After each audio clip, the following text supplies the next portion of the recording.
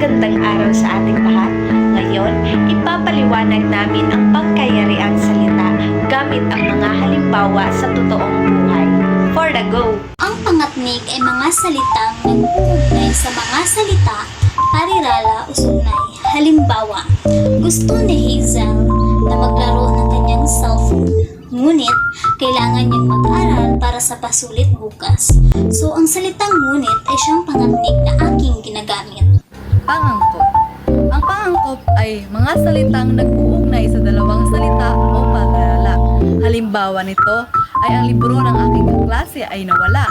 So, ang pangangkop dito ay nang na siyang nagtutukoy sa libro at ng kaniyang kaklase. Pang-ukol. Ang pang-ukol ay bahagi ng pananalita na nag-uugnay sa pangalan, pandiwa, panghalip o pang-abay sa iba pang salita sa loob ng pangungusap. Halimbawa, si Joanna ay pumunta sa paaralan.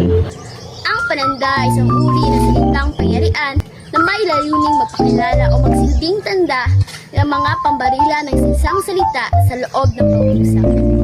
Ngayong alam nyo na kung paano gamitin ng wasto ang mga salitang ito, sana ay gamitin ninyo ito sa pang-araw-araw ninyong pagkikipag-ugnayan o pagkikipag-usap sa inyong kapwa-tao.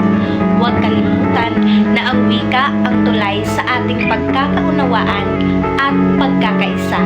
Maraming salamat.